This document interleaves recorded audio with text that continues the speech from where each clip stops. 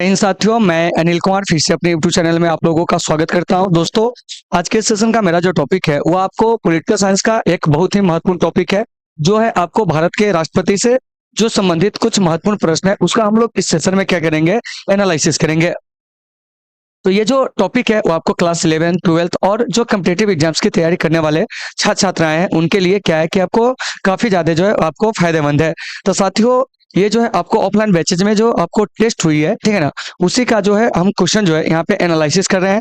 अगर आपको ये क्वेश्चन प्राप्त करना हो तो आप हमारे टेलीग्राम चैनल से जरूर जुड़ जाएंगे। टेलीग्राम चैनल का नाम जो है अनिल आर्ट्स क्लासेस सीतामढ़ी। वैसे वीडियो के डिस्क्रिप्शन में जो है हम इसका लिंक दे देंगे, आप वहां से इसे देख लेंगे। तो चलिए साथियों, आज के इस सेशन को शुरू करते हैं। कह रहा है कि भारत के राष्ट्रपति की तुलना निम्नलिखित में से किससे करना सर्वाधिक उचित है। तो देखिए, ऑप्शन ए कर रहा है अमेरिका के राष्ट्रपति से, फ्रांस के राष्ट्रपति से, ब्रिटेन के सम्राट से, श्रीलंका के राष्ट्रपति से। तो इसका जो राइट आंसर हो जाएगा ना, वो हो जाएगा आपको ब्रिटेन के सम्राट से। तो ऑप्शन नंबर सी जो हो जाएगा इसका राइट आंसर हो जाएगा। तो फिर यहाँ से एक बात आएगी कि सर भारत में जो आपको राष्ट्रपति का जो पद है वो आपको किस देश से प्रेरित है। तो देखिए, तो भारत में जो राष्ट्रपति का पद है ना, वो आपको अमेरिका से क्या है कि आपको प्रेरित है। चाहे वो राष्ट्रपति का पद हो तब, चाहे उपराष्ट्रपति का पद हो तब, दोनों जो है कहाँ से प्रेरित है, तो वह आपको अमेरिकी संविधान से प्रेरित है। लेकिन यहाँ पर एक चीज याद रखिएगा कि भारत में राष्ट्रपति का जो कार्यकाल होता है वो आपको 5 वर्ष का होता है, जबकि अमेरिका में राष्ट्रपति का जो कार्यकाल होता है वो आपको 4 वर्ष का होता है। चलिए अब चलते हैं अगले प्रश्न की ओर। उम्मीद है कि आपको ये सारी चीज समझ में आ गए होंगे। आगे देखते हैं क्या कह रहा है, सुनिए। कह रहा है कि भारत में कार्यपालिका का अध्यक्ष जो होता है कौन होता है। तो देखिए, ऑप्शन ए कह रहा है राष्ट्रपति, प्रधानमंत्री, विरोधी दल का नेता, भारत सरकार का मुख्य सचिव। तो देखिए, तो हमारे यहाँ जो है आपको कार्यपालिका के जो अध्यक्ष होते हैं वो आपको कौन होते हैं, राष्ट्रपति होते हैं। कौन होते हैं, राष्ट्रपति। क्योंकि अनुच्छेद 53 में स्पष्ट रूप से कहा गया है कि संघ की जो कार्यपालिका शक्ति है वो आपको किस में निहित होगी, राष्ट्रपति में निहित होगी, जिसका प्रयोग वे स्वयं या अपने अधीनस्थों के माध्यम से करेंगे। तो 2 का जो राइट आंसर हो जाएगा वो आपको ए हो जाएगा। तो यहाँ से एक बात आती है, ये जो आपको कार्यपालिका है, इस कार्यपालिका के अंतर्गत आते कौन कौन है। तो देखिए, तो इस कार्यपालिका को आप 2 भागों में क्या कर दीजिए, बांट दीजिए, ठीक है ना। तो एक तरफ आपको मिलेंगे संघ की कार्यपालिका, क्या मिलेंगे, संघ की कार्यपालिका। देखिए, इसको आपको याद रखना है, क्या होंगे, संघ की कार्यपालिका। और एक तरफ याद रखिएगा वो हो जाएगा आपको यानी कि प्रांतों की कार्यपालिका। इसे भी आपको याद रखना है। देखिए, कभी कभी इसमें से क्वेश्चन पूछ दिए जाते हैं और बच्चे जो होते हैं इसमें आपको फंस जाते हैं, तो आपको फंसना नहीं है। देखिए, तो संघ की जो कार्यपालिका है, इस कार्यपालिका के अंतर्गत कौन कौन आएंगे। तो देखिए, तो इसमें आपको राष्ट्रपति, देखिए याद रखना है आपको, और राष्ट्रपति। उसके बाद जो आएंगे साथियों वो आपको उपराष्ट्रपति। कौन आएंगे, उपराष्ट्रपति। फिर आएंगे आपको प्रधानमंत्री। प्रधानमंत्री के बाद जो आएंगे वो आपको उनके मंत्रिपरिषद। मंत्रिपरिषद के बाद जो हो जाएंगे वो आपको महान्यायवादी। क्या है, महान्यायवादी। ये जो आते हैं ना वो आपको किस में आते हैं जानते हैं, संघ की कार्यपालिका में। और ये सब जो होते हैं संघ की क्या है, तो आपको अस्थायी कार्यपालिका है। स्थायी कार्यपालिका में जैसे सचिव जी सब हो गया, संयुक्त सचिव सब हो गया, नौकरशाह सब, ये सब आता है। अब आई अब प्रांतों की कार्यपालिका की बात करते हैं, तो इसमें आपको कौन आते हैं। तो देखिए, तो प्रांतों की कार्यपालिका में आइएगा तो आपको राज्यपाल। कौन आएंगे, राज्यपाल। राज्यपाल के अलावा जो हो जाएंगे वो आपको मुख्यमंत्री। कौन हो जाएंगे, मुख्यमंत्री। देखिए, ये सब चीज आपको याद रखना है। मुख्यमंत्री हो जाएंगे। चलिए, मुख्यमंत्री के बाद हो जाएंगे, देखिए क्या हो जाएंगे, देखिए मंत्रिपरिषद। क्या हो जाएंगे, मंत्रिपरिषद। क्योंकि देखिए, उप मुख्यमंत्री पद का जो है प्रावधान नहीं है। क्या है, प्रावधान नहीं। यह आपको सरकार की स्थिति कमजोर होने पर क्या होती है कि आपको ये चीजें मतलब ये पदे आती है, ठीक है ना। ईटीसी कर दीजिए। इसके अलावा आपको क्या हो जाएंगे, सचिव, आपको अस्थायी सचिव, नौकरशाह, ये लोग इसी में आते हैं। तो देखिए, तो यहाँ पे क्या क्वेश्चन कर रहा था कि भारत में कार्यपालिका का अध्यक्ष कौन होता है। तो कार्यपालिका का अध्यक्ष कौन होते हैं, राष्ट्रपति होते हैं, ठीक है ना। लेकिन भारत में जो कार्यपालिका होती है उस कार्यपालिका के अगर वास्तविक प्रमुख का बात किया जाएगा ना तो हो जाएगा आपको प्रधानमंत्री। क्योंकि आपको राष्ट्रपति के सारे पावर का जो प्रयोग किया जाता है ना वो किसके द्वारा किया जाता है जानते हैं, तो वे आपको प्रधानमंत्री के द्वारा जो होते हैं आपको किए जाते हैं। तो साथियों, 2 का राइट आंसर आपको ए हो जाएंगे। चलिए 3 में क्या कर रहा है, सुनिए। कह रहा है कि संघ की कार्यपालिका शक्ति जो है निहित है किसमें। तो देखिए, तो संघ की जो कार्यपालिका शक्ति है ना साथियों, वो हमारे भारत में जो है आपको राष्ट्रपति में निहित है। क्योंकि आप लोगों को पता होगा अनुच्छेद 53 तो देखिए, तो ये जो अनुच्छेद 53 है, इस अनुच्छेद 53 में स्पष्ट रूप से कहा गया है कि संघ की जो कार्यपालिका शक्ति है वो राष्ट्रपति में निहित होगी, जिसका प्रयोग राष्ट्रपति स्वयं या अपने अधीनस्थों के माध्यम से करेंगे। अधीनस्थ कहने का मतलब यहाँ पर हुआ कि प्रधानमंत्री, मंत्रिपरिषद, ये सब जो हो गए हैं ना, वो उनके अधीनस्थ हो गए, यह उनके कार्यों में सहायता के लिए होते हैं, ठीक है ना। तो ये जो देख रहे हैं 3, इसका राइट आंसर जो हो जाएगा वो आपको बी हो जाएगा। तो इसे आपको अच्छे से याद रखना है। और अभी के राष्ट्रपति कौन है? तो महामहिम श्रीमती द्रौपदी मुर्मू, और प्रधानमंत्री कहेंगे तो श्री नरेंद्र दामोदर दास मोदी। तो 3 का राइट आंसर जो हो जाएगा वो आपको बी हो जाएगा। चलिए 4 में क्या करा है कि भारत का राष्ट्रपति जो है वो आपको क्या है? तो देखिए, करा है कि राज्य का प्रधान है, ऑप्शन ए देखिए। उसके बाद करा है कि राज्य का प्रधान नहीं है, केवल सरकार का प्रधान है। राज्य व सरकार दोनों का क्या है कि आपको प्रधान है, क्या है? प्रधान है। तो देखिए, तो नहीं ये कथन सही है, नहीं ये कथन सही है, नहीं ये कथन सही है। राष्ट्रपति हमारे भारत में जो है क्या जानते हैं?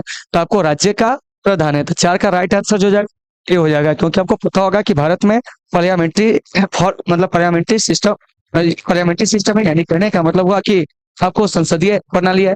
तो संसदीय शासन प्रणाली में क्या होता है कि आपको राज्य के प्रधान जो होते हैं अलग लोग होते हैं, ठीक है ना, और आपको शासन के प्रधान जो होते हैं अलग लोग होते हैं। शासन करने का मतलब हुआ सरकार। तो देखिए, तो हमारे भारत में क्या है?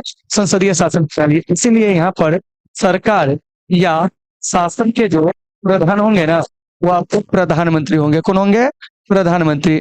और एक चीज याद रखिएगा कि राज्य का प्रधान कहेंगे तो वो आपको कौन हो जाएंगे? तो यह आपको राष्ट्रपति होंगे। कौन होंगे? राष्ट्रपति। देखिए, यह पार्लियामेंट्री सिस्टम का जो होता है बहुत बड़ी खूबी होती है, ठीक है ना, यानी कि पार्लियामेंट्री फॉर्म ऑफ गवर्नमेंट जिसको हम लोग कहते हैं। देखिए, तो इसमें सरकार या शासन प्रधान कौन होते हैं? प्रधानमंत्री। और आपको राज्य के प्रधान राष्ट्रपति। तो आपका प्रश्न क्या कर रहा है कि भारत का राष्ट्रपति क्या है? तो ऑप्शन ए कह रहा है राज्य का प्रधान, इसलिए इसका राइट आंसर क्या हो जाएगा?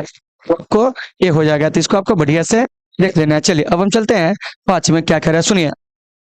बड़ा अच्छा क्वेश्चन है, इसको आपको बढ़िया से देखते चलना है। देखिए क्या कह रहा है कि भारतीय संविधान के अनुसार देश का प्रथम नागरिक जो होता है वो आपको कौन होता है? तो साथियों, भारतीय संविधान के अनुसार देश का जो प्रथम नागरिक होते हैं, देखिए ऑप्शन ए कह रहा है राष्ट्रपति, लोकसभा अध्यक्ष, उपराष्ट्रपति, प्रधानमंत्री। तो देखिए, तो कैसे पूछा जा रहा है? वरीयता के क्रम में पूछा जा रहा है। तो वरीयता के क्रम में देश के जो पहले नागरिक होते हैं ना, वो आपको राष्ट्रपति होते हैं, क्योंकि आप लोग अनुच्छेद अगर 52 को बढ़िया से पढ़े होंगे तो उसमें स्पष्ट रूप से हम बताए थे कि देखिए कि भारत में राष्ट्रपति का पद जो है वो आपको अनिवार्य रूप से होगा क्या, और राष्ट्रपति वरीयता के क्रम में जो होंगे देश के प्रथम नागरिक होंगे। यह भी बात आपको अनुच्छेद 52 में जो है कहा गया है। तो इसलिए इसका राइट आंसर जो हो जाएगा क्या हो जाएगा? तो आपको ये हो जाएगा। तो यहाँ से एक बात आएगी, ये बताइए कि अभी जो लोकसभा का अध्यक्ष है वो आपको कौन है? तो साथियों, अभी जो लोकसभा का अध्यक्ष है वो आपको ओम बिरला है, इसे आपको याद रखना है। उसके बाद यहाँ से एक प्रश्न और आएंगे कि उपराष्ट्रपति अभी कौन है? तो उपराष्ट्रपति जो है अभी साथियों वो आपको जगदीप धनखड़ है। और इनके बारे में एक चीज याद रखिएगा, ये उपराष्ट्रपति बनने से पहले क्या थे जानते हैं? कि आपको पश्चिम बंगाल राज्य में जो थे वो आपको राज्यपाल थे। तो ये सभी चीज आपको अच्छे से याद होना चाहिए। और प्रधानमंत्री कहेंगे तो वो आपको श्री नरेंद्र मोदी है। तो सारे चीज आपको अच्छे से क्या करना है कि आपको याद रखना है। और राष्ट्रपति कहेंगे तो महामहिम श्रीमती द्रौपदी मुर्मू। तो इस चीज को भी आपको अच्छे से याद रखना है। तो यहाँ पर याद रखिएगा कि राष्ट्रपति जो है अभी कौन है? तो कहेंगे महामहिम द्रौपदी मुर्मू। और ये राष्ट्रपति बनने से पहले जो थी वो आपको क्या थी कि आपको झारखंड राज्य की राज्यपाल थी। तो देखिए, तो सभी चीज आपको अच्छे से याद रखना है। तो 5 का जो राइट आंसर हो जाएगा वो आपको ए हो जाएगा। चलिए अब चलते हैं 6 में क्या कह रहा है, सुनिए। कह रहा है, देखिए यहाँ ध्यान से बड़ा अच्छे से हमें इसका क्या करना है कि आपको एनालिसिस करना है। देखिए क्या कर रहा है, कह रहा है कि भारतीय संविधान के अनुसार संघ की कार्यपालिका शक्तियां जो है किसमें नहीं थे, मतलब नहीं थे। तो देखिए, तो भारतीय संविधान के अनुसार संघ की जो कार्यपालिका शक्ति है ना वो आपको राष्ट्रपति में क्या है कि आपको नहीं थे। और किस अनुच्छेद में यह बात कही गई है? तो याद रखिएगा कि अनुच्छेद 53 में जो है यह बात जो है आपको कही गई है। तो अनुच्छेद 53 में यह भी कहा गया है कि संघ की कार्यपालिका शक्तियां जो होगा राष्ट्रपति में निहित होगी, जिसका प्रयोग राष्ट्रपति स्वयं करेंगे। क्या करेंगे? स्वयं करेंगे, और नहीं तो अपने अधीनस्थों के माध्यम से। तो अधीनस्थ करने का मतलब यहाँ पर क्या हुआ कि ये प्रधानमंत्री और उनके जो मंत्रिपरिषद हो गया यह राष्ट्रपति के कार्यों में सहायता के लिए होते हैं, और उसी को हम लोग क्या कहते हैं? राष्ट्रपति का अधीनस्थ कहते हैं, ठीक है ना। तो ये जो देख रहे हैं 6 नंबर, इसका जो राइट आंसर हो जाएगा वो आपको बी हो जाएगा। तो ये सारे चीज आपको अच्छे से याद रखना है। फिर यहाँ पर संसद आया, तो संसद के संरचना के संबंध में जो उल्लेख है वो आपको अनुच्छेद 79 में है, ठीक है ना। और संसद क्या है, तो कहेंगे यह हमारे देश की विधि बनाने वाली जो है वो आपको सर्वोच्च संस्था है, और इसका उल्लेख कहाँ है, तो अनुच्छेद 79 में है। तो 6 का राइट आंसर बी हो गया। चलिए 7 में क्या कह रहा है सुनिए।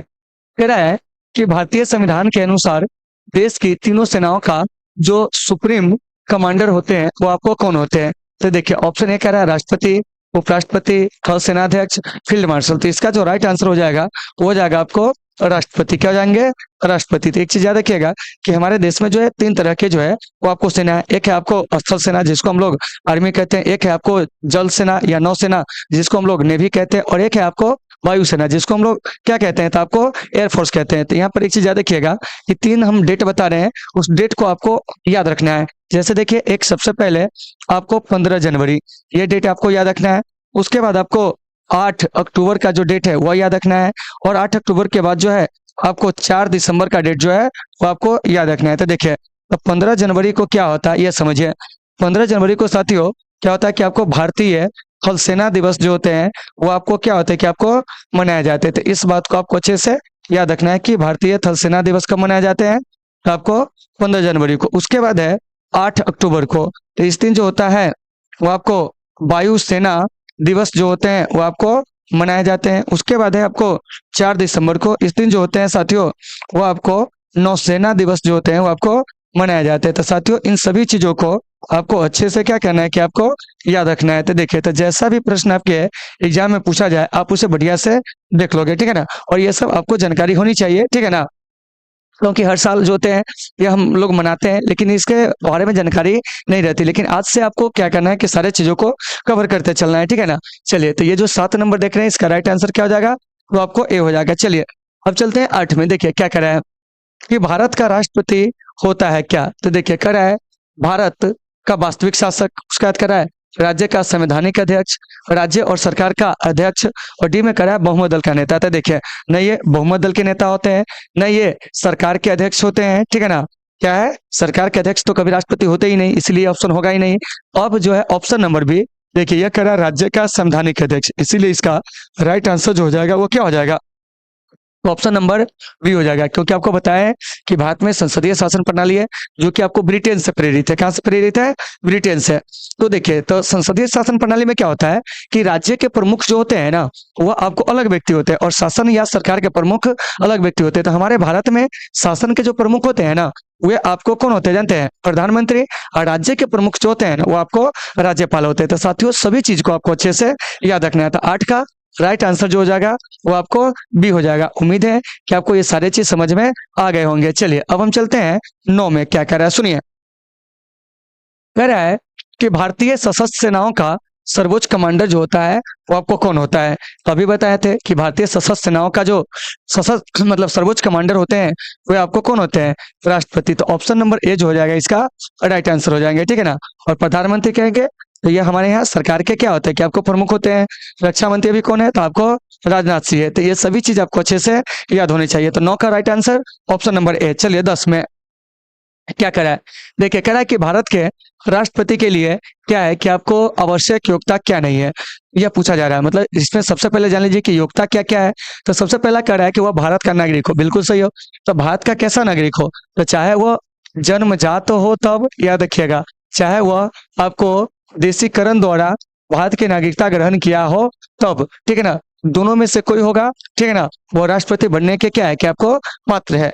उसके बाद कह रहा है कि वो 35 वर्ष से अधिक आयु का हो, ये भी बात क्या है कि आपको सही है कि कम से कम वो 35 वर्ष की आयु जो है पूरा कर चुका हो। उसमें लोकसभा सदस्य के लिए क्या है कि आपको सभी निर्धारित योग्यताएं हो, तो ये भी बात क्या है कि आपको सही है। ठीक कह रहा है कि वो संसद के किसी भी सदन का क्या हो कि आपको सदस्य हो, तो यह आपको गलत है। क्योंकि राष्ट्रपति जो होते हैं ना वह आपको क्या होते हैं जानते हैं कि किसी भी राजनीतिक दल से संबंध नहीं रखते हैं, और उन्हें संसद के किसी भी सदन का सदस्य होना क्या है कि आपको जरूरी नहीं है। तो 10 का जो राइट आंसर हो जाएगा वो आपको डी हो जाएगा। देखिए और इसके अलावा एक चीज और याद रखिएगा कि वह लाभ के पद पर भी ना हो, तो ये सभी आपसे क्या होते हैं कि आपको पूछे जाते हैं। तो साथियों ये सभी चीज आपको अच्छे से क्या करना है कि आपको याद रखना है, और जहां भी दिक्कत होगी आपको कमेंट करके क्या करना है कि आपको बताना है, ठीक है ना। चलिए अब हम चलते हैं यहाँ से आगे और अगले प्रश्न की ओर चलते। देखिए कि अगला प्रश्न हमारा क्या कर रहा है उस पर बात करते हैं। देखिए यहाँ सुनिए, कह रहा है कि भारत के राष्ट्रपति निर्वाचित होने के पात्र बनने के लिए किसी व्यक्ति की आयु पूर्ण होनी चाहिए क्या? मतलब कि राष्ट्रपति का चुनाव लड़ने के लिए कम से कम कितनी न्यूनतम आयु चाहिए, ये आपसे पूछा जा रहा है। तो देखिए ऑप्शन ए कह रहा है 21 वर्ष, 25 वर्ष, 30 वर्ष, 35 वर्ष। तो इसका राइट आंसर जो हो जाएगा ना, हो जाएगा आपको 35 वर्ष। तो ऑप्शन नंबर डी ये सही हो जाएंगे। चलिए अब यहाँ से एक बात आती है कि और भी इसमें आयु शब्द दिया हुआ है, इसके बारे में जानते हैं। तो देखिए, तो सबसे पहले समझिए कि आपको ये जो 30 वर्ष है, ये आपको क्या है, तो राज्यसभा का सदस्य बनने के लिए न्यूनतम आयु कितना चाहिए था आपको? 30 वर्ष। इसके अलावा आपको विधान परिषद का सदस्य बनने के लिए जो न्यूनतम आयु चाहिए वो कितना चाहिए? तो वो हो जाएगा आपको 30 वर्ष, ठीक है ना। तो साथियों ये सभी चीज आपको अच्छे से याद होनी चाहिए। उसके बाद है आपको ये 25 वर्ष जो है ये आपको क्या है, तो देखिए, तो लोकसभा का सदस्य बनने के लिए। इसके अलावा आपको राज्य के विधानसभा का सदस्य बनने के लिए, क्या बनने के लिए, कि आपको विधान सभा सदस्य बनने के लिए आपको न्यूनतम आयु क्या चाहिए, तो आपको 25 वर्ष चाहिए। उसके बाद 21 वर्ष क्या है, तो जान लीजिए पंचायत का चुनाव लड़ने के लिए, क्या है, पंचायत का चुनाव लड़ने के लिए जो उम्मीदवार होते हैं उनकी न्यूनतम आयु क्या चाहिए, तो आपको 21 वर्ष चाहिए। तो देखिए, तो जैसा भी चीज आपके एग्जाम में पूछा जाए आपको बढ़िया से देख लेना है। देखिए, और ये सब आपको अच्छे से क्या होना चाहिए, कि आपको याद होने चाहिए, ठीक है ना, क्योंकि ये सब आपके एग्जाम में अक्सर जो होते हैं वो आपको पूछे जाते हैं, ठीक है ना। चलिए अब हम यहाँ से आगे चलते हैं और नेक्स्ट क्वेश्चन को देखते हैं क्या कह रहा है। सुनिए 12 नंबर, हाँ 11 हो चुका है, 12 में। ये देखिए क्या कह रहा है कि राष्ट्रपति पद के उम्मीदवार के लिए अधिकतम आयु कितनी होनी चाहिए। मतलब कि राष्ट्रपति बनने के लिए अधिक से अधिक कितना आयु चाहिए, ठीक है ना। न्यूनतम तो 35 वर्ष है, लेकिन अधिकतम क्या है, तो देखिए अधिकतम कोई सीमा नहीं है, क्या है, कोई सीमा नहीं है। इसीलिए इसका ऑप्शन नंबर जो डी है वो आपको क्या हो जाएगा, कि आपको राइट आंसर हो जाएंगे। चलिए अब हम चलते हैं अगले प्रश्न में। देखिए अधिकतम आयु कोई नहीं है, ठीक है ना, लेकिन न्यूनतम आयु है कि कम से कम कितना चाहिए था आपको, 35 वर्ष जो है कम से कम चाहिए। चलिए आगे चलते हैं। देखिए 13 में क्या कह रहा है, कह रहा है कि एक व्यक्ति राष्ट्रपति पद के लिए अधिकतम कितनी बार निर्वाचित हो सकता है। तो देखिए, तो हमारे यहाँ क्या है कि एक व्यक्ति जो है राष्ट्रपति पद के लिए जो है अधिकतम आपको क्या है, कि कोई सीमा है ही नहीं कि वो कितना बार निर्वाचित होंगे। तो ऑप्शन नंबर जो डी है वो आपको क्या है, कि आपको राइट आंसर है। और अमेरिका में क्या है कि एक व्यक्ति जो है अधिकतम 2 बार जो है वो आपको राष्ट्रपति जो है वो आपको निर्वाचित हो सकते हैं, लेकिन हमारे यहाँ ऐसा नहीं है। लेकिन हमारे यहाँ भी ऐसा क्या होना चाहिए, कि आपको होना चाहिए। तो 13 का राइट आंसर डी हो गया। चलिए अब हम चलते हैं 14 में। देखिए क्या कर रहा है, बड़ा मच्छर काट रहा है यार इसमें। देखिए आप 14 में क्या कर रहा है, सुनिए।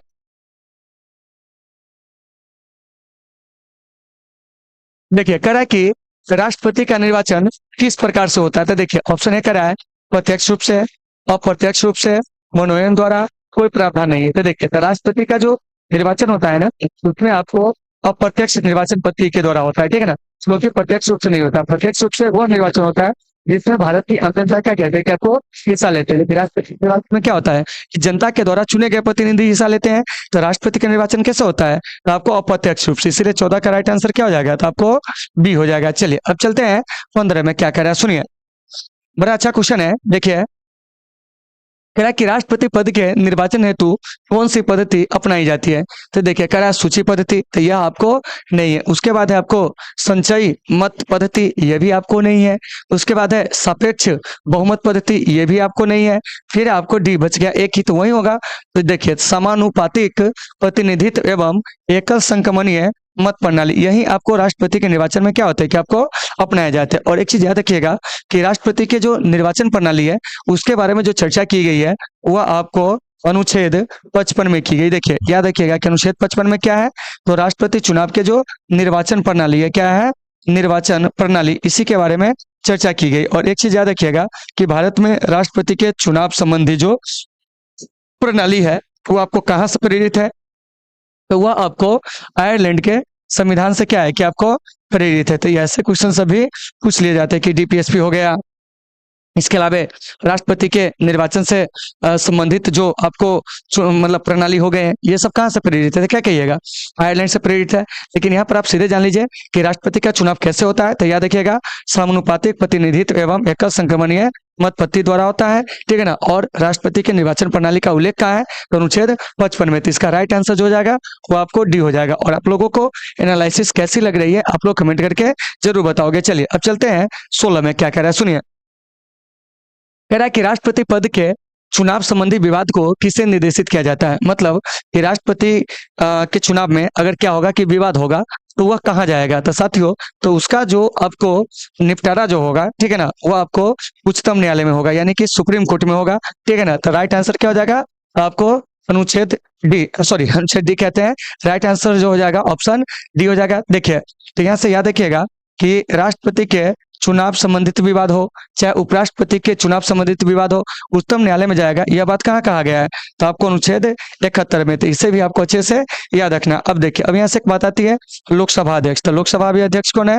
ओम बिरला। निर्वाचन आयोग में अभी जो मुख्य निर्वाचन आयुक्त है कौन है? तो आपको राजीव कुमार। तो इसे भी आपको याद रखना है। और निर्वाचन आयोग का गठन कब होता है? याद रखिएगा 25 जनवरी 1950 को इसका क्या होता है कि आपको गठन होता है। तो साथियों, इन सभी चीजों को आपको अच्छे से क्या करना है कि आपको देख लेना है। तो ऑप्शन नंबर जो सी है वो इसका, सॉरी सी कहते हैं, डी, वो आपको बिल्कुल राइट आंसर है। और यहाँ पर एक बात आई 25 जनवरी, तो थोड़ा सा याद रखिएगा 25 जनवरी को हमारे यहाँ राष्ट्रीय मतदाता दिवस जो होते हैं वो आपको मनाए जाते हैं, ठीक है ना।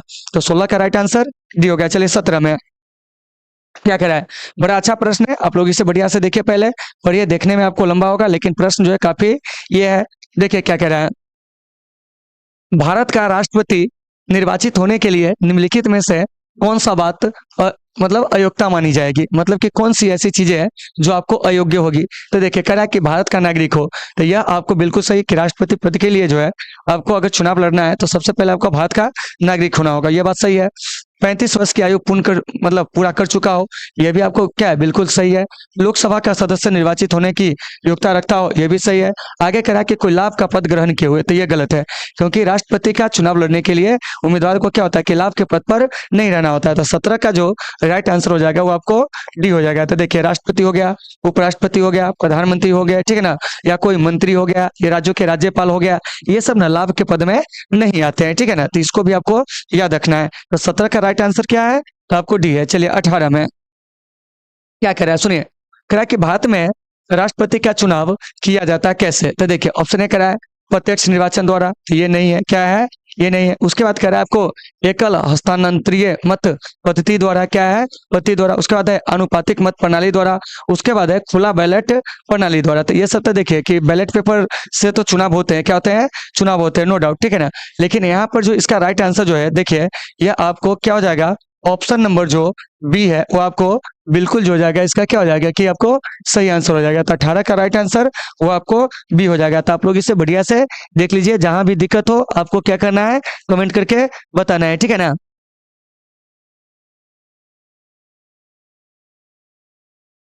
चलिए अब चले आगे, देखिए क्या कह रहा है सुनिए।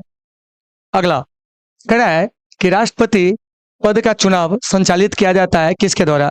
तो देखिए कह रहा है प्रत्यक्ष निर्वाचन द्वारा, एकल हस्तांतरणीय मत पद्धति द्वारा, अनुपातिक मत प्रणाली द्वारा, खुला बैलेट पेपर द्वारा। तो देखिए तो इसमें ना 19 का जो आपको आंसर है, ठीक है ना, यानी कि यह आपको मतलब कि ऑप्शन जो दिए गए हैं यह आपको क्या है कि गलत है। तो देखिए तो इसमें क्या जो ऑप्शन है वो हम थोड़ा सा क्या करते हैं कि आपको बना देते हैं, आप लोग इसको बढ़िया से देख लीजिएगा। तो देखिए तो सबसे पहले ऑप्शन नंबर ए यहाँ पर दीजिए, ठीक है ना, लोकसभा अध्यक्ष, तब इसका देखिए सही होगा। देखिए लोकसभा क्या कहिएगा आपको अध्यक्ष। उसके बाद जो हो जाएगा दूसरा ऑप्शन जो है इसमें से जो हमें आ रहा है हम उसे डाल रहे हैं। चलिए देखिए तो हो जाएगा आपको निर्वाचन आयोग द्वारा, क्या हो जाएगा?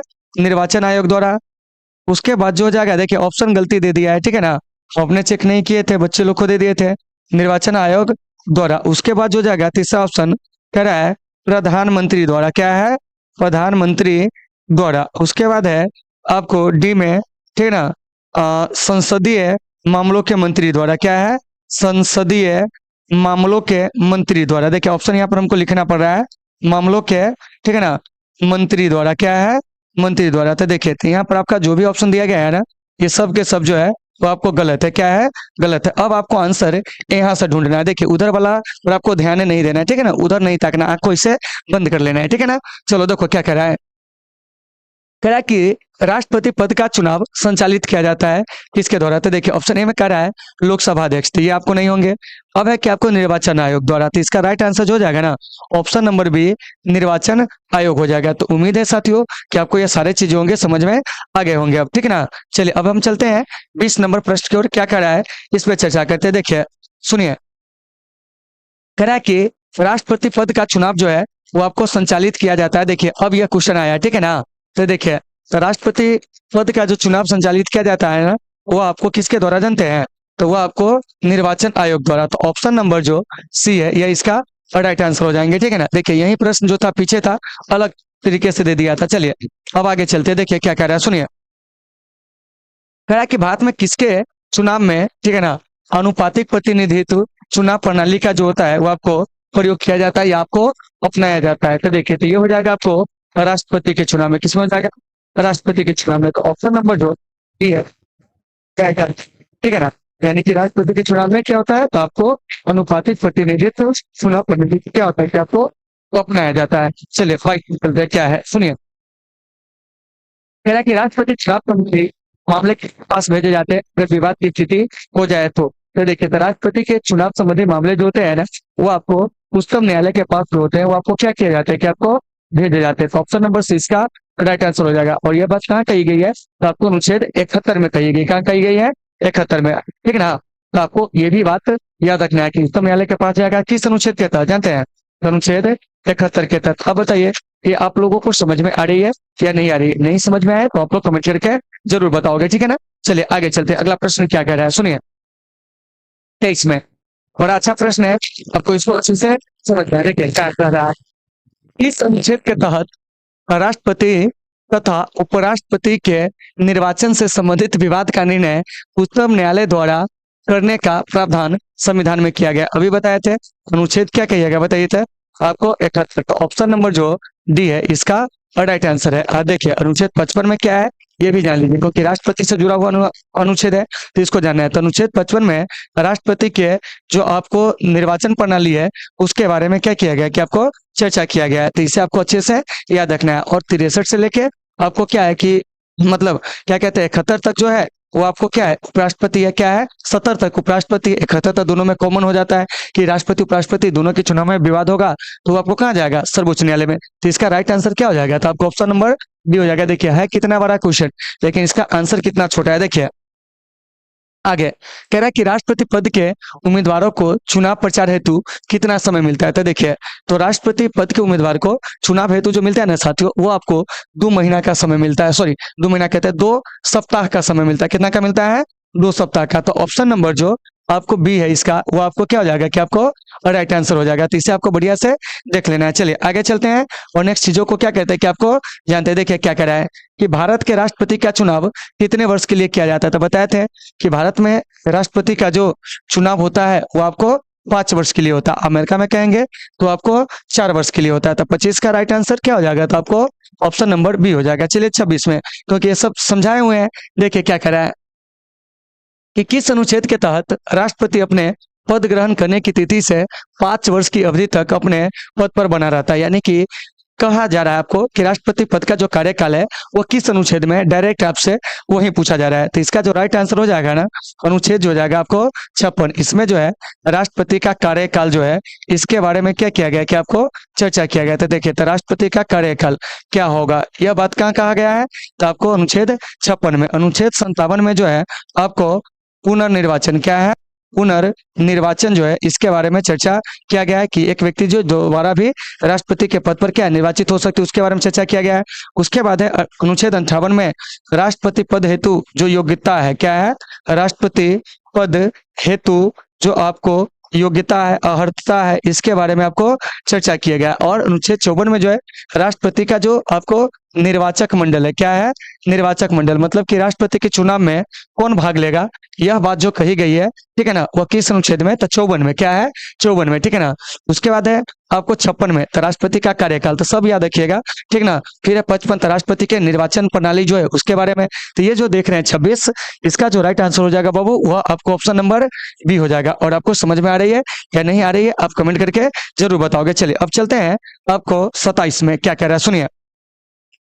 कह रहा है कि राष्ट्रपति के चुनाव के लिए निर्वाचित मंडल में होते हैं कौन, ये आपसे पूछा जा रहा है। तो देखिए कह रहा है संसद के सभी सदस्य और विधानसभाओं तथा विधान परिषद के सदस्य। तो सबसे पहले राष्ट्रपति के चुनाव में ना विधान परिषद के सदस्य हिस्सा ही नहीं लेते हैं, क्योंकि विधान परिषद सभी राज्य में नहीं है। इसीलिए इसका जो राइट आंसर हो जाएगा ये तो होगा नहीं। क्या अब देखिए अब कह रहा है कि संसद के दोनों सदनों क्या है, दोनों सदनों, मतलब क्या हो गया बाबू यहाँ पर, लोकसभा और राज्यसभा, तथा कह रहा है कि विधानसभाओं तथा परिषदों के सभी अध्यक्ष। तो ये भी क्या है कि आपको गलत है, क्या है, गलत है, क्योंकि विधान परिषद तो यहाँ पर आएगा ही नहीं, ठीक है ना।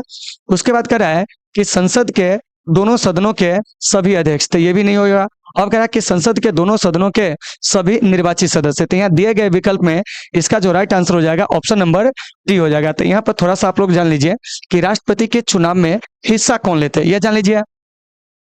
तो सबसे पहले आपको ये जो संसद है, संसद में कौन आएगा, तो आपको लोकसभा क्या है, लोकसभा, ठीक है ना, और आपको राज्यसभा क्या है, राज्यसभा। तो लोकसभा और राज्यसभा दोनों के जो निर्वाचित सदस्य है वो आपको क्या होंगे कि आपको राष्ट्रपति के चुनाव में क्या करेंगे कि आपको हिस्सा लेंगे।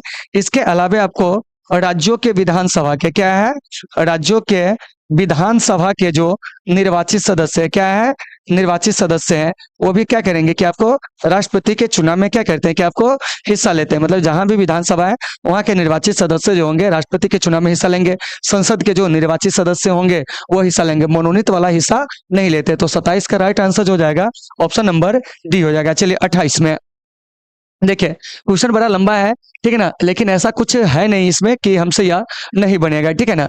देखिए क्या कह रहा है कि भारत के राष्ट्रपति के निर्वाचन के बारे में निम्नलिखित में से क्या कह रहा है कि कौन सा कथन सही नहीं है, यह आपसे पूछा जा रहा है। तो देखिए, तो ऑप्शन ए कह रहा है सभी राज्य, ठीक है ना, विधानसभाओं के सदस्य निर्वाचन मंडल के सदस्य होते हैं। तो देखिए, तो सभी राज्य विधानसभा के सदस्य निर्वाचन मंडल के सदस्य होते हैं, यह बात बिल्कुल सही है। इसीलिए उस समय राष्ट्रपति का निर्वाचन नहीं हो सकता जब एक या दो विधानसभाएं भंग हो। तो यह कथन जो है आपको क्या है, बिल्कुल आपको सही है, क्योंकि देखिए कि 2 या 3 राज्यों की अगर विधानसभाएं भंग हो तो वहां पर क्या होगा कि आपको राष्ट्रपति का चुनाव उस समय नहीं हो सकता है, क्योंकि विधानसभा के सदस्य भी जो होते हैं ना वो आपको राष्ट्रपति के निर्वाचक मंडल में होते हैं। तो ये कथन बिल्कुल सही है।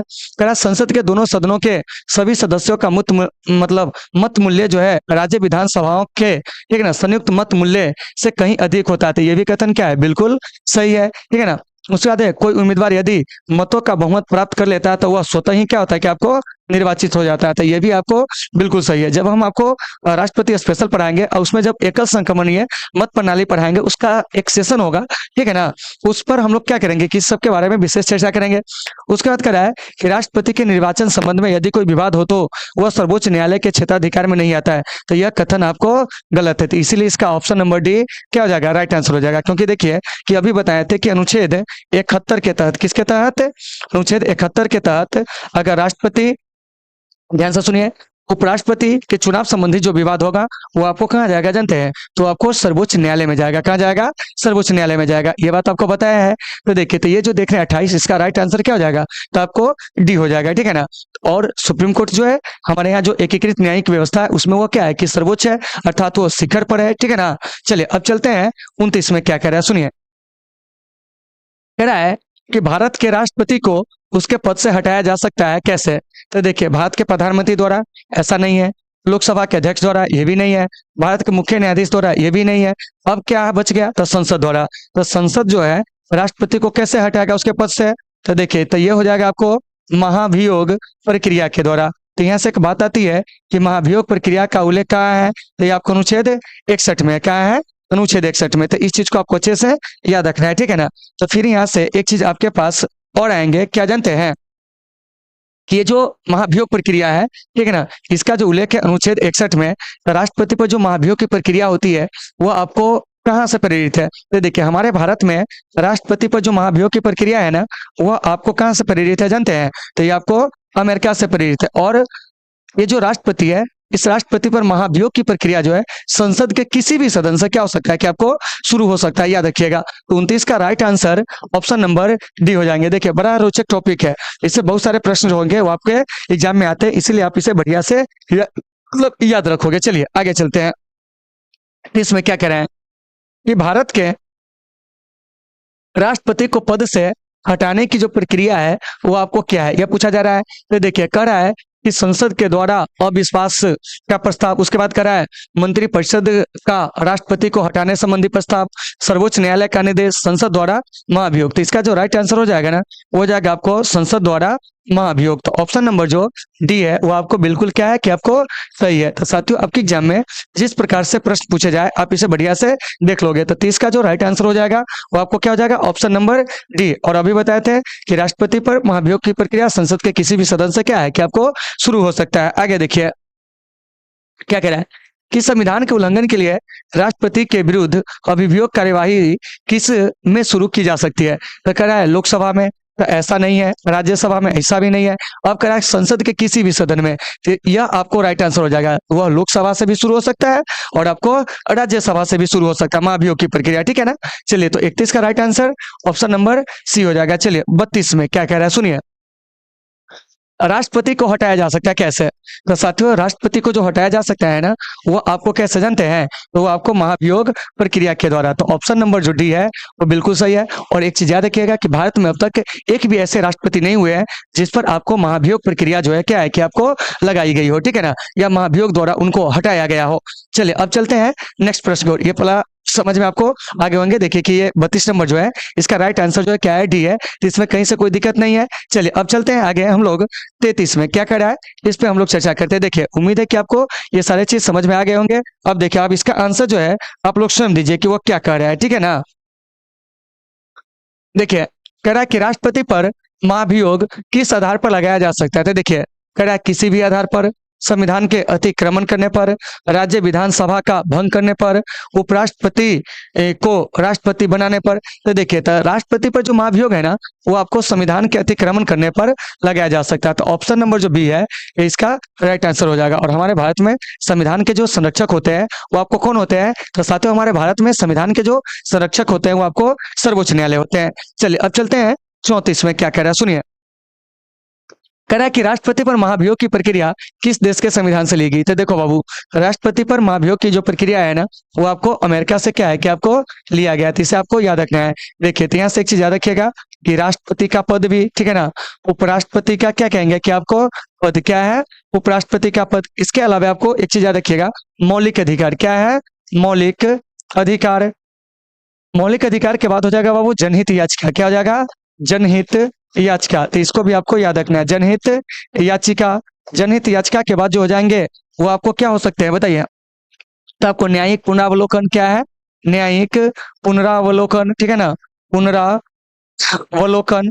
यह जो है आपको कहाँ से लिया गया था, क्या कहिएगा जानते हैं, तो ये आपको अमेरिका से जो है हमारे यहाँ प्रेरित है। उसके बाद है आपको कनाडा। तो देखिए तो हमारे यहाँ का जो संघात्मक शासन है वह आपको कहाँ से प्रेरित है, तो आपको कनाडा से। उसके बाद है विधि द्वारा स्थापित प्रक्रिया।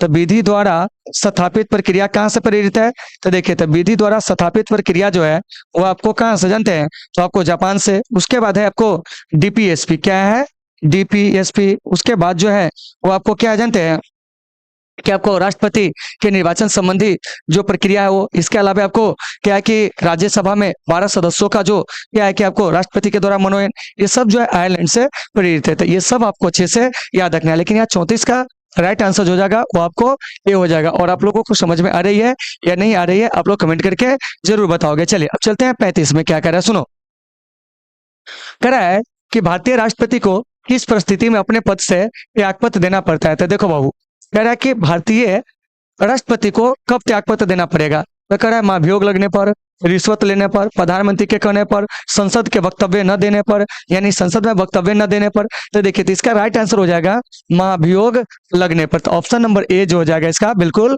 राइट आंसर हो जाएंगे, ठीक है ना।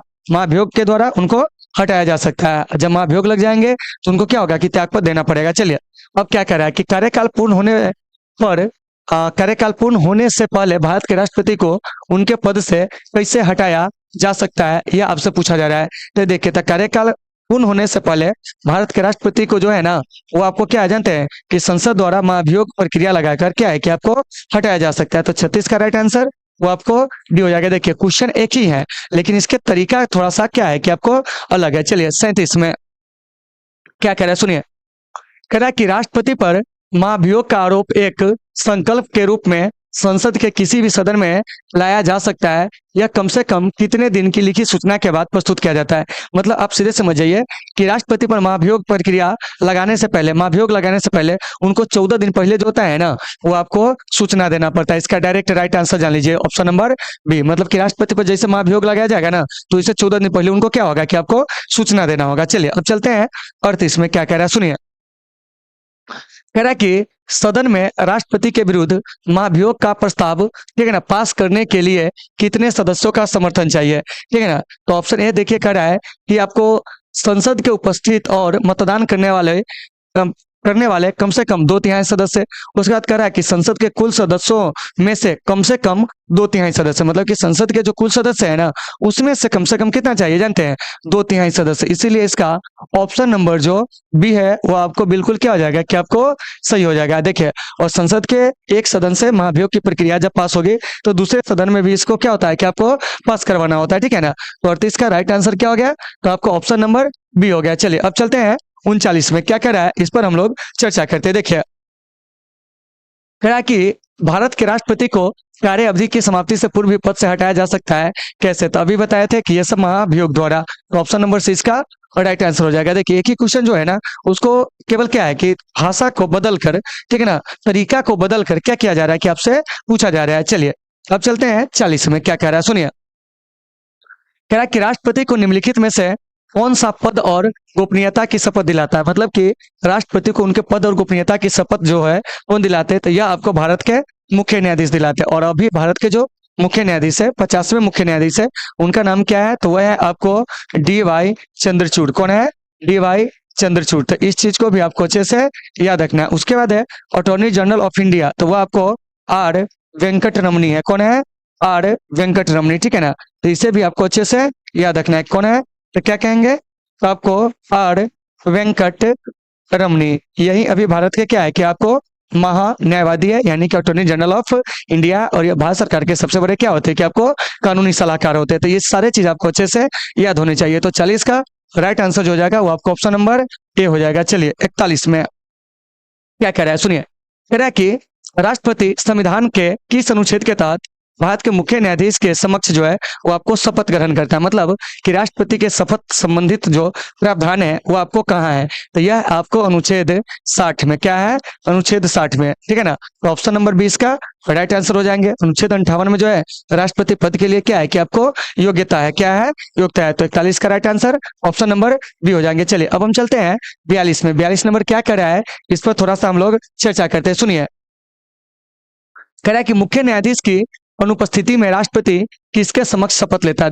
देखिए कि आपको मुख्य न्यायाधीश क्या है, अनुपस्थित है, तो राष्ट्रपति किसके समक्ष जो होंगे शपथ लेंगे, ठीक है ना। तो वह शपथ लेंगे सर्वोच्च न्यायालय के वरिष्ठ न्यायाधीश के समक्ष। मतलब कि जैसे देखिए सर्वोच्च न्यायालय में क्या होता है, न्यायाधीशों का क्रम होता है, मुख्य न्यायाधीश पहले नंबर पर, फिर उसके बाद जो होते हैं दूसरे नंबर के न्यायाधीश, तीसरे नंबर के, चौथे नंबर के, इस प्रकार से होते हैं, ठीक है ना।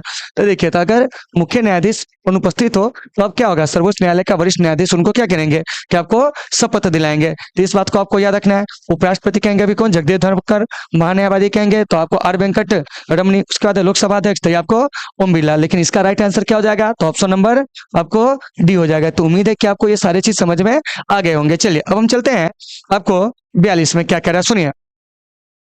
कह रहा है कि यदि राष्ट्रपति और उपराष्ट्रपति दोनों देश से बाहर हो तो उस स्थिति में उनके कार्यभार कौन ग्रहण करेगा। देखिए, न राष्ट्रपति है यहाँ, ना आपको उपराष्ट्रपति है, तो ऐसे परिस्थिति में क्या होगा जानते हैं, सर्वोच्च न्यायालय के जो मुख्य न्यायाधीश है वह राष्ट्रपति का पद क्या करेंगे कि आपको ग्रहण करेंगे। और आपको पता होगा कि सर्वोच्च न्यायालय के एकमात्र मुख्य न्यायाधीश है न्यायमूर्ति M हिदायतुल्लाह, जो आपको राष्ट्रपति पद पर भी क्या हुए कि आपको कार्य किए हुए हैं, ठीक है ना, कार्यवाहक रूप से। 43 का राइट आंसर वो आपको सी हो जाएगा। और बाद में न्यायमूर्ति M हिदायतुल्लाह जो होते हैं वह भारत के उपराष्ट्रपति भी बनते हैं। चलिए चलते हैं 44 में, लेकिन उससे पहले इसका आंसर क्या है बताइए, तो आपको सी हो जाएगा, ठीक है ना। 44 में क्या कह रहा है सुनिए। कह रहा है यदि भारत के राष्ट्रपति त्यागपत्र देना चाहते हैं तो वो अपना त्यागपत्र किसे देंगे। तो देखिए, तो राष्ट्रपति अपना त्यागपत्र जो देते हैं ना वह भारत के उपराष्ट्रपति को, याद रखिएगा। और भारत के उपराष्ट्रपति जो है त्यागपत्र देंगे किसको जानते हैं, तो आपको राष्ट्रपति को। मतलब राष्ट्रपति उपराष्ट्रपति का, उपराष्ट्रपति राष्ट्रपति को अपना त्यागपत्र क्या कहते हैं कि आपको संबोधित करते हैं। तो ऑप्शन नंबर जो बी है इसका वो बिल्कुल क्या हो जाएंगे कि आपको सही हो जाएंगे। चलिए अब हम चलते हैं 44 में, क्या कह रहा है सुनिए, सॉरी 45 में। कह रहा है कि भारत के राष्ट्रपति और उपराष्ट्रपति की मृत्यु की स्थिति में भारत के राष्ट्रपति के रूप में कौन काम करेगा, मतलब न राष्ट्रपति हो न उपराष्ट्रपति हो। तो ऐसे परिस्थिति में भारत के जो मुख्य न्यायाधीश होते हैं वो आपको राष्ट्रपति के रूप में क्या करते हैं, कार्य करते हैं। क्योंकि देखिए कि राष्ट्रपति के पद को ना मिनटों के लिए भी खाली आपको नहीं किया जा सकता है, क्योंकि हमारे देश के सारे चीजों का जो कार्य संचालन होते हैं, सत्ता का संचालन होते हैं, ठीक है ना, वो आपको राष्ट्रपति के नाम से ही होते हैं, इसीलिए उनके पद को खाली नहीं छोड़ा जा सकता है। तो 45 का राइट आंसर क्या हो जाएगा, तो आपको ऑप्शन नंबर जो सी है वो आपको बिल्कुल सही हो जाएगा। चलिए 46 में क्या कह रहा है सुनिए, यदि मृत्यु, त्यागपत्र अथवा हटाए जाने की स्थिति में भारत के राष्ट्रपति का पद रिक्त हो जाए तो उस पद को कौन संभालेगा। देखिए क्या कह रहा है कि अगर मृत्यु हो जाए राष्ट्रपति को, त्यागपत्र वो दे दे या उनको हटा दिया जाए तो ऐसी स्थिति में राष्ट्रपति का पद खाली हो जाएगा, बिल्कुल सही है। उस स्थिति में कार्यभार कौन संभालते, तो उस स्थिति में आपको उपराष्ट्रपति, क्योंकि देखिए हमारे यहाँ उपराष्ट्रपति का पद जो है ना, देखिए बनाया ही गया है राजनीतिक निरंतरता को बनाए रखने के लिए, ठीक है ना। तो 46 का राइट आंसर क्या हो जाएगा, बी हो जाएगा। और उपराष्ट्रपति पद के बारे में जो उल्लेख है कहा है, अनुच्छेद 63 में प्रधानमंत्री की नियुक्ति किस अनुच्छेद के तहत होती है, तो आपको 75 के तहत, ठीक है ना। भारत के जो मुख्य न्यायाधीश होते हैं, ठीक है ना, ये आपको क्या होते हैं जानते हैं, तो ये आपको देश के क्या होते हैं जानते हैं कि सबसे बड़े न्यायाधीश होते हैं, ठीक है ना। तो इसे आपको याद रखना। और यह सर्वोच्च न्यायालय के क्या होते हैं कि आपको मुख्य न्यायाधीश होते हैं, और सर्वोच्च न्यायालय हमारे देश का सबसे बड़ा क्या है कि आपको न्यायालय। तो 46 का राइट आंसर क्या हो जाएगा, तो ऑप्शन नंबर बी हो जाएगा। चलिए 47 में क्या करें कि जब राष्ट्रपति मृत्यु, त्यागपत्र या उनको पदच्युत या अन्य कारणों से नहीं निभा सकता है तो उपराष्ट्रपति कितने समय तक राष्ट्रपति के रूप में कार्य कर सकता है। मतलब आप सीधे समझ जाइए कि जब राष्ट्रपति का पद रिक्त हो तो कार्यवाहक जो राष्ट्रपति है वो कितना दिन तक बना रह सकता है, तो आपको 6 माह तक, मतलब कि 6 माह के अंदर में आपको चुनाव कराना होगा। 6 माह से अधिक समय तक हमारे भारत में जो है क्या है कि आपको कार्यवाहक राष्ट्रपति जो है वो आपको नहीं रह सकता। मतलब कि अधिकतम जो वे उपराष्ट्रपति होंगे 6 माह तक क्या होंगे कि आपको कार्यवाहक राष्ट्रपति बन के रह सकते थे। इसका राइट आंसर क्या हो जाएगा, तो आपको डी हो जाएगा। लेकिन अमेरिका में क्या है कि आपको अलग चीज है, अमेरिका में उपराष्ट्रपति जब कार्यवाहक राष्ट्रपति बनते हैं ना तो वो शेष कार्यकाल के लिए बनते हैं, ठीक है ना। लेकिन हमारे भारत में 6 माह के लिए बनते हैं, उसके बाद फिर चुनाव होते हैं। देखिए उसके अंदर में चुनाव करा लेना है, ठीक है, उसके अंदर में चुनाव करा लेना है 6 माह के अंदर। देखिए कह रहे निम्नलिखित में से कौन से राष्ट्रपति पूर्व में केंद्रीय गृह मंत्री थे, तो देखिए तो ऑप्शन ए कह रहा है बीबी गिरी, ज्ञानी जैल सिंह, डॉक्टर जाकिर हुसैन, आर वेंकटरमन। तो इसका राइट आंसर जो हो जाएगा ना हो जाएगा आपको ज्ञानी जैल सिंह। और याद रखिएगा ज्ञानी जैल सिंह जो थे ना वो आपको प्रथम सिख राष्ट्रपति थे। क्या थे, प्रथम सिख राष्ट्रपति, ये बात आपको याद रखना है। दूसरी बात कि ज्ञानी जैल सिंह जो है वीटो पावर का क्या किए थे कि आपको प्रयोग किए थे। तो वीटो पावर का प्रयोग करने वाले जो पहले आपको राष्ट्रपति थे वो कौन थे जानते हैं, तो वे आपको ज्ञानी जैल सिंह थे। तो इन चीजों को आपको अच्छे से याद रखना है। दूसरी बात प्रथम मुस्लिम राष्ट्रपति कहेंगे तो डॉक्टर जाकिर हुसैन, ठीक है ना। बीबी गिरी प्रथम कार्यवाहक क्या कहेंगे जानते हैं, तो आपको राष्ट्रपति। तो यहाँ से ये भी प्रश्न पूछा जाएगा कि बताइए कि प्रथम कार्यवाहक राष्ट्रपति कौन थे, तो साथियों प्रथम कार्यवाहक राष्ट्रपति जो थे वे आपको बीबी गिरी थे। तो ये सारे चीज आपको अच्छे से याद होने चाहिए। तो 48 का जो राइट आंसर हो जाएगा वो क्या हो जाएगा जानते हैं, तो आपको ऑप्शन नंबर जो बी है वो आपको बिल्कुल क्या हो जाएंगे कि आपको सही हो जाएंगे। चलिए अब चलते हैं 49 में, क्या कह रहा है सुनिए। कह रहा है कि भारत के राष्ट्रपति निर्वाचित होने से पूर्व निम्न में से कौन उपराष्ट्रपति नहीं थे, तो देखिए तो आपको डॉक्टर एस राधाकृष्णन ये आपको उपराष्ट्रपति थे, ठीक है ना। डॉक्टर जाकिर हुसैन भी उपराष्ट्रपति थे, बीबी गिरी भी क्या थे आपको उपराष्ट्रपति थे। तो ज्ञानी जैल सिंह इसका राइट आंसर हो जाएगा। देखिए अब कौन कौन व्यक्ति जो है उपराष्ट्रपति से राष्ट्रपति बने हुए हैं, तो जैसे देखिए डॉक्टर एस राधाकृष्णन, जाकिर हुसैन, उसके बाद है आपको बीबी गिरी के बाद हो जाएगा आर वेंकटरमन, ठीक है ना। इसके बाद आपको शंकर दयाल शर्मा, के आर नारायण। ये ऐसे 6 व्यक्ति है जो आपको उपराष्ट्रपति से क्या हुए कि बाद में राष्ट्रपति बने थे, ठीक है ना। तो 49 का राइट आंसर ऑप्शन नंबर जो डी है वो बिल्कुल सही हो जाएगा। चलिए 50 में क्या कह रहा है कि भारत के चौथे राष्ट्रपति कौन थे, तो देखिए ऑप्शन ए कह रहा है बीबी Giri, doctor S Radhakrishnan, Fakhruddin Ali Ahmed, doctor Zakir Hussain. तो इसका राइट आंसर हो जाएगा आपको बीबी गिरी, या आपको चौथे राष्ट्रपति थे, ठीक है ना। डॉक्टर एस राधाकृष्णन द्वितीय राष्ट्रपति थे, फखरुद्दीन अली अहमद ये आपको 5वें राष्ट्रपति थे, और जाकिर हुसैन देश के तीसरे क्या थे कि आपको राष्ट्रपति थे। तो देखिए तो आपको राष्ट्रपति का पूरा क्रम जो होना चाहिए याद होना चाहिए। अभी जो द्रौपदी मुर्मू है वो आपको क्या क्रम के राष्ट्रपति है जानते हैं, तो वे आपको 15वें क्रम के क्या है कि आपको राष्ट्रपति है। तो देखिए यहाँ से याद रखिएगा doctor Rajendra Prasad, doctor S Radhakrishnan, उसके बाद आपको डॉक्टर जाकिर हुसैन, बीबी गिरी, फखरुद्दीन अली अहमद, उसके बाद है आपको नीलम संजीव रेड्डी, उसके बाद हो जाएंगे कौन ज्ञानी जैल सिंह, उसके बाद है आपको क्या कहते हैं आर वेंकट रमन, फिर आपको शंकर दयाल शर्मा, उसके बाद है आपको K R Narayan, APJ Abdul Kalam, doctor APJ Abdul Kalam, उसके बाद आपको प्रतिभा देवी सी पाटिल, प्रणब मुखर्जी, रामनाथ कोविंद जी, और उसके बाद जो अभी है जो कौन है जानते हैं, तो वे आपको मतलब महामहिम श्रीमती द्रौपदी मुर्मू, ठीक है ना। तो इस सभी चीज को आपको अच्छे से याद रखना है, ठीक है ना। तो ये सारे चीज आपके एग्जाम में जो होते हैं आपको क्रम से पूछे जाते हैं। इसमें पूछेंगे देश के पहले राष्ट्रपति, तो कहिएगा प्रतिभा देवी सी पाटिल, दूसरे कहेंगे तो वो आपको द्रौपदी मुर्मू। तो उम्मीद है साथियों कि आपको ये सारे चीज समझ में आ गए होंगे। तो 50 का right answer option number A हो जाएंगे। तो साथियों आप लोगों को क्लास कैसी लगी अपना फीडबैक जरूर देंगे। तो चलिए साथियों आज के सेशन को हम लोग यहीं पे विराम देते हैं, मिलेंगे आपसे कल एक बेहतर क्लास के साथ। जब तक के लिए आप सभी साथियों से सुविधा, take care all of you.